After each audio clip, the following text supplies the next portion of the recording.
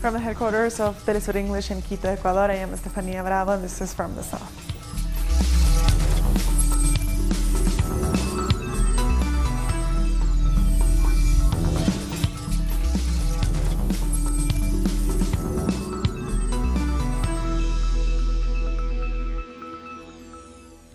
We start in Brazil, where authorities have announced that they have identified some of the individuals involved in the murder of councilwoman and human rights activist Marielle Franco. The state's public security department has confirmed that paramilitary militia groups were involved in the murder of Franco, a fierce advocate for the rights of the country's marginalized groups. She was gunned down alongside her driver on the 14th of March. The first of thousands of doctors who were working in Brazil as part of the More Doctors program have started to arrive back in Havana. The doctors were pulled out of Brazil by the Cuban government after Brazilian President-elect Jair Bolsonaro made offensive comments about them. Cuban President Miguel Díaz-Canel received the first group of doctors in Havana, thanking them for their humanitarian service. Their departure will leave a medical vacuum across the country and millions of Brazilians without access to health care. It's a day of great joy, but also of great sadness for the Brazilian people that we know will miss us. Many will be left without medical attention, but I'm also very happy to return with my head held high. And as he welcomed the doctors back, President Díaz-Canel defended his decision to pull them out of Brazil, but also assured them they had done their duty. Our answer was the proper one. It is a courageous answer, one that defends the principles of the Cuban Revolution. It was impossible for a government with huge neoliberal pride to understand that people like you can go to a country to offer health services selflessly. I know you're worried for those patients who are going to be left vulnerable without access to health care, but you have to be certain that you have honorably fulfilled your duty. As more doctors prepare to leave Brazil in the coming days, their patients are saying goodbye to them. Brazilians in the rural town of Alexiana have been hit hard by the doctor's departure. They want the Brazilian government to replace them, which they know will be very difficult. So they're rushing to get their last appointment because they don't know when they'll be able to access healthcare again. We need doctors, more doctors, because there are just a few doctors left here for us, for our area that needs them so much. There's the hospital, but when you go there, you don't get help. You have to go to a local clinic.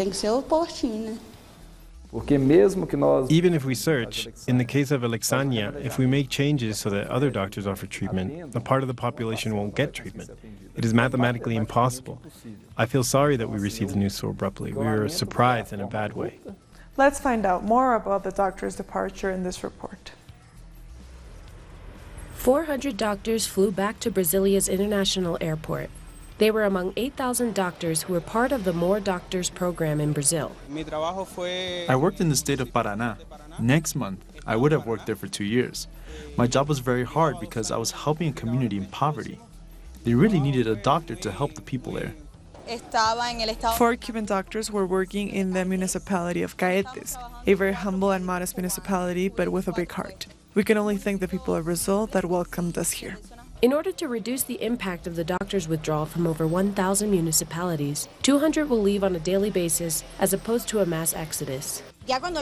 When things started to get heated, I tried to alert everyone. I also tried to move up the home visits.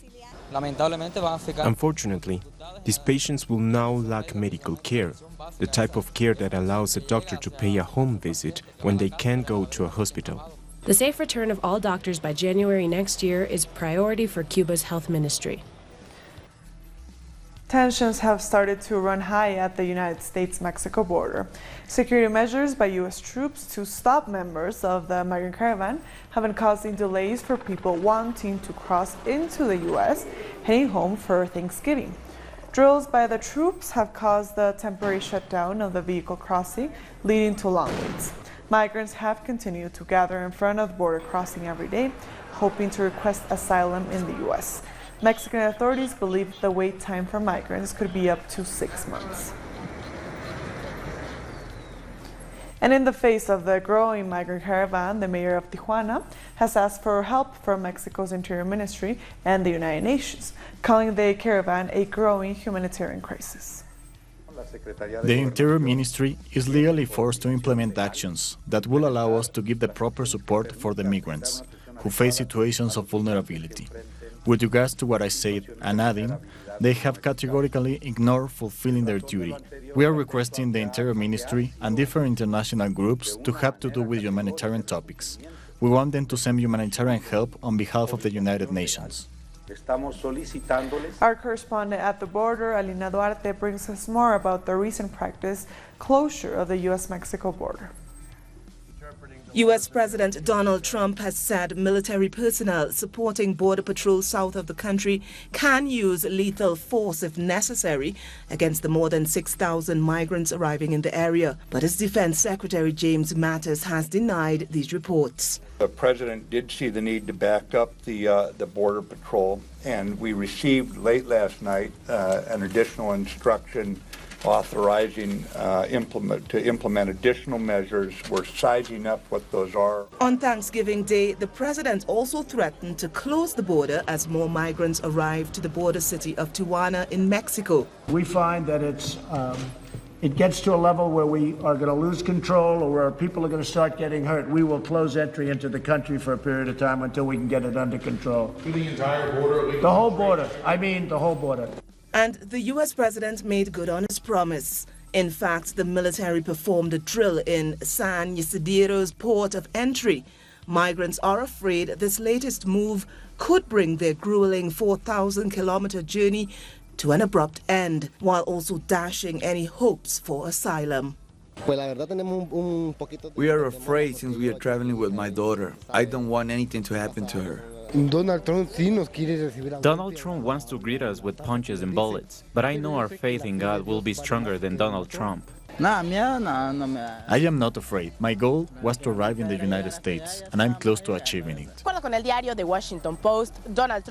According to the Washington Post, Donald Trump wants to implement a program to encourage migrants to stay in Mexico while their asylum requests are being processed. The plan could come into effect on November 23rd. Some Central American migrants fleeing poverty and violence are choosing to travel to Spain over the United States because of the Trump administration's anti-migrant policies. However, as soon as they arrive, they face hardships are far from over. After selling all their possessions to pay for flights, many of them have to sleep on the streets without warm clothes or food. As a father, I want to say, I would only ask for something for my son.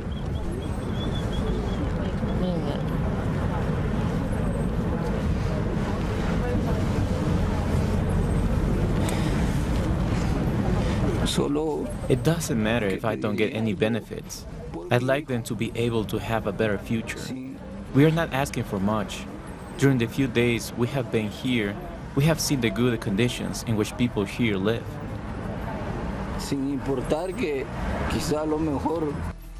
Moving on to Ecuador now, where President Lenín Moreno has accepted the resignation of 2 of his ministers. This after asking his entire cabinet of ministers to resign.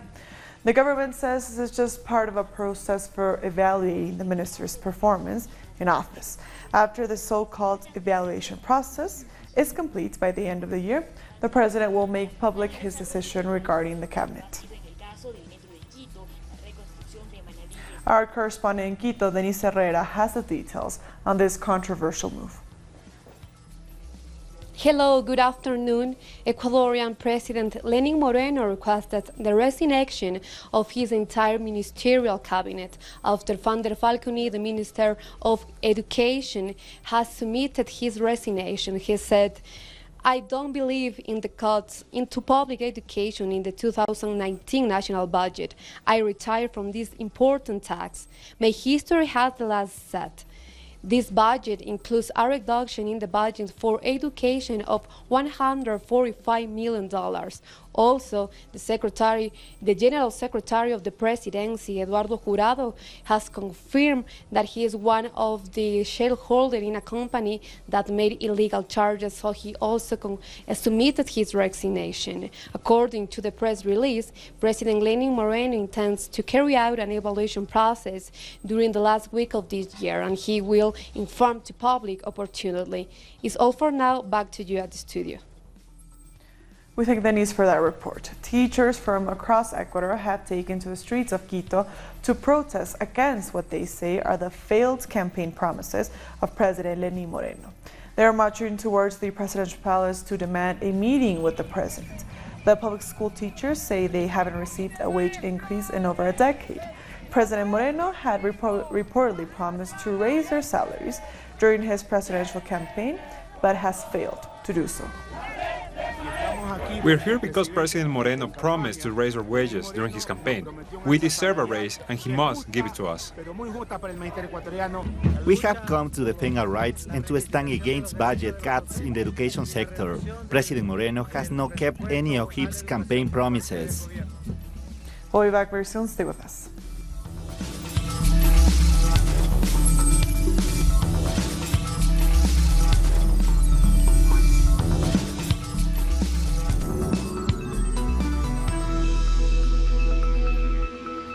Welcome back. 5 people were killed after armed men attacked a popular market in the Mexican city of Puebla. According to witnesses, the gunmen entered the market and opened fire on merchants, killing 2 people instantly. A third died at a hospital later. 2 other bodies were discovered hours later, a few streets away from the scene of the attack. 2 women involved in a Peruvian money laundering case against the opposition leader Keiko Fujimori have been placed under house arrest. The 2 women, both officials in Fujimori's Fuerza Popular Party, were given 36 months of house arrest instead of the preventive detention requested by the prosecutor. The judge said both were part of the criminal network inside the party, but did not play a leading role. Pension fund administrators in Peru have lost close to $3 billion so far in 2018, which belong to contributors as the law protects the administrators. More in this report. Those making contributions to pension funds are seeing their money decrease month by month due to the bad investments the fund is making. Last year, they lost just under $2 billion.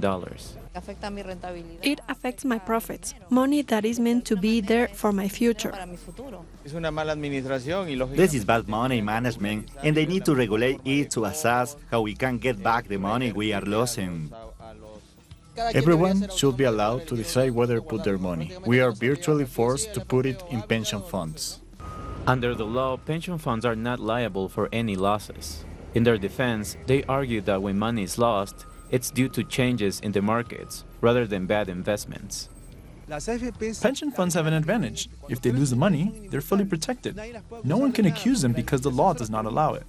They always get their pay and their commission in advance. They always distribute the money each year, but we see our pension funds decreasing.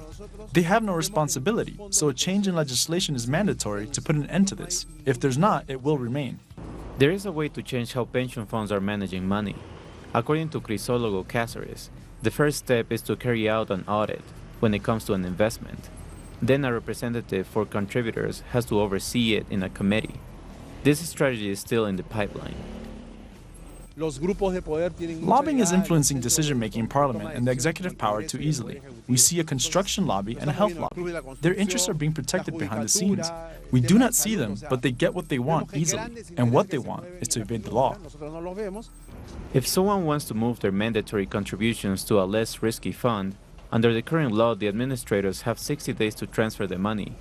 However, in other countries on the continent, it only takes between 2 to 6 days.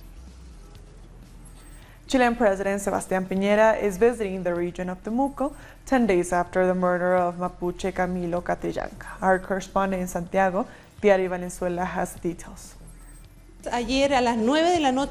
President Sebastián Piñera has arrived to Temuco 9 days after a Mapuche man, Camilo Catrillanca, was killed by police forces.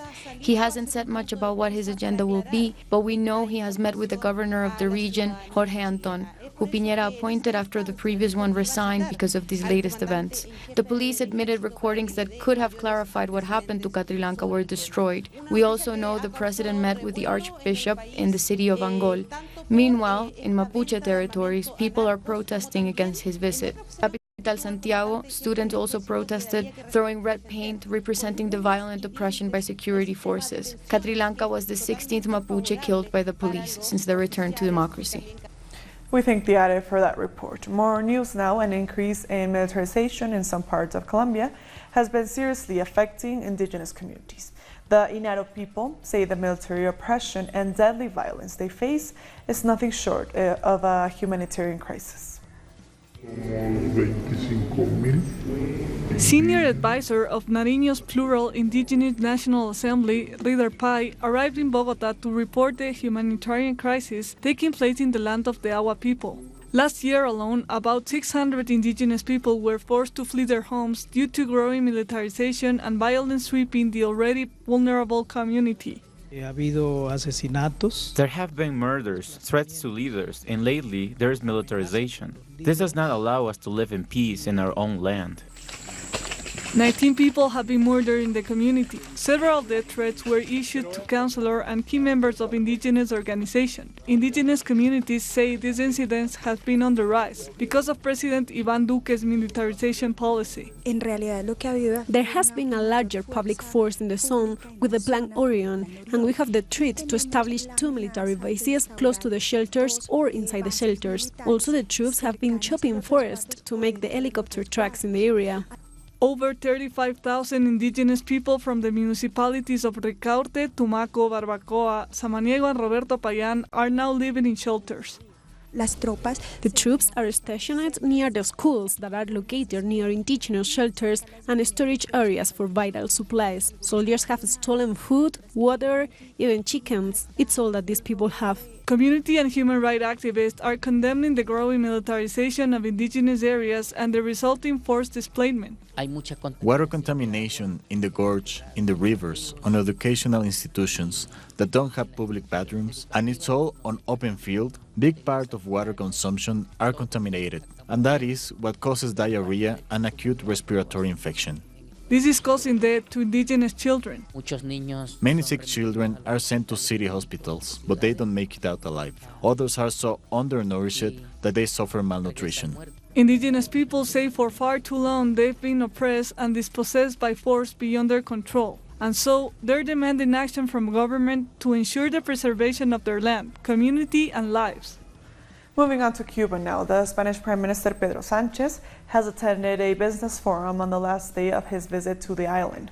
He then visited the old center of Havana, accompanied by President Miguel Díaz-Canel. 250 Spanish business people took part in the Cuba-Spain Business Forum, which focused on sectors like tourism, health, agriculture, and renewable energies.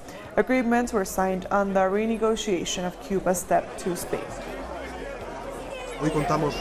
We now have a fund of more than 400 million euros for strategic investment in Cuba, which has already started to support our companies in Cuba. The challenge is to speed up the operation of this fund to help Spanish companies fund their projects. On top of that, we have another 40 million euros from the COFIDES public credit line. The goal of all this is clear, to develop solid Spanish investments in Cuba. No obstacle will stop or slow down the strengthening of economic ties between our two countries. Social movements in El Salvador are demanding that political parties declare access to water as a human right. Let's find out more in this report. Members of the National Alliance Against Water Privatization went to the headquarters of right-wing political parties like Gana, Arena, and PDC to demand that their presidential candidates stand against water privatization. We demand that political parties stop debating water privatization. Instead, they should move on to debate a law that solves the water crisis in El Salvador. So far, none of these presidential candidates have addressed this issue. The fight against water privatization has been going on for more than 13 years. The attempts by public companies to have control over water sources is what has forced various social sectors to demand water be deemed a human right. And since June of this year, right-wing political parties have held a majority in the Legislative Assembly. The candidate's discourse must be coherent with the party's discourse. For example, Arena has promised not to privatize water, but they don't want to debate further than that. The water crisis in the country is alarming. Water is mainly used by the sugarcane industry and also by soft drink companies that heavily contaminate rivers in the country. They say water will not be privatized, but they want private companies to manage water sources. So we're talking about the same thing. What we demand is a public governing body and also citizen participation. The governing plans of political parties have started to be presented, and the FMLN has compromised to protect the environment and not to privatize water. Other political parties have expressed the same sentiments, but social movements say they have trouble believing them. Anti-corruption protests continue in Haiti. As a result, schools remain closed and the capital city public transportation system has been paralyzed. On Wednesday, President Jovenel Moïse called for dialogue, but the opposition has rejected this request. And in the wake of ongoing protests, Haiti's government is assuring that security measures have been put in place to safeguard both citizens and the property. Barbados state-run Caribbean Broadcasting Corporation is shutting down one of its 3 flagship radio stations as the company prepares to retrench 78 workers. CBC has explained that the state-run station is no longer financially viable. It has been in operation since the early 1960s. 2 other sister stations are to undergo restructuring but will remain operational. Staff will be sent home at the end of November. For decades, the sound of Jamaica has been reggae, and reggae music is listened to and appreciated by so many diverse nationalities, making it truly global. The music genre emerged in the late 1960s in Jamaica and quickly became a global phenomenon thanks to musical icon Bob Marley. Well, now Jamaica is seeking to have reggae added to the United Nations list of global cultural treasures worthy of protection. A successful bid to do so could raise Jamaica's profile and that of reggae music.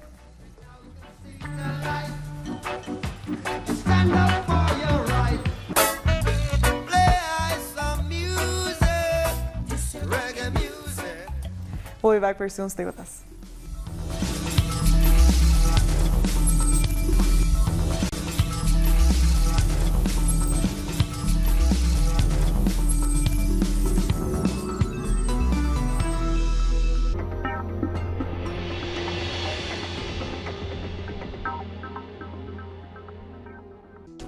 The life is full of moments. Moments of fight. Moments of hope.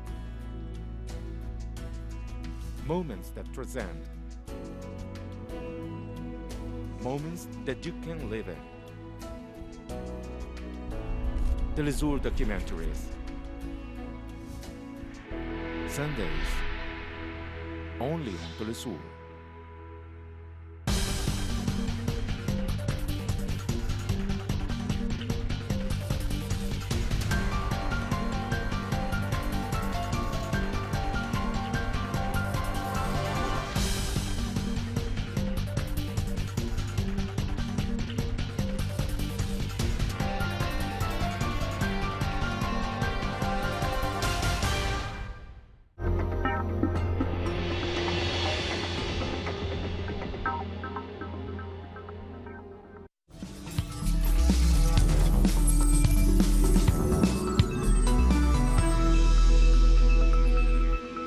Welcome back. Police in Pakistan have arrested the religious leader of a far-right party who led countrywide protests against the acquittal of a Christian woman.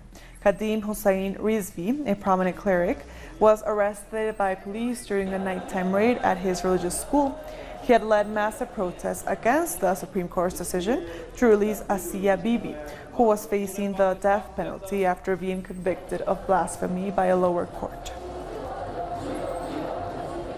3 non-governmental organizations involved in the rescue of migrants on the Mediterranean Sea are joining forces. They say this is to fight what they call barbarism against migrants heading for Europe. The organizations Proactiva, Open Arms, Sea-Watch, and Mediterranean Saving Humans say they have launched a mission to rescue migrants stranded off the coast of Libya. There have been no rescue ships in this area since September. In these times, when countries and the European Union criminalize organizations and people who defend human rights, it's time that those organizations get together to act. And that's why we're here, to announce that the 3 organizations are starting an alliance so together they can defend human rights on the sea. Amazon workers in Spain and Germany are on the Black Friday strike against poor working conditions. In Spain, workers walked off the Amazon's largest warehouse on the outskirts of Madrid. In Germany, the workers' union called for workers to strike for 24 hours until midnight on Friday to demand better pay and labor contracts.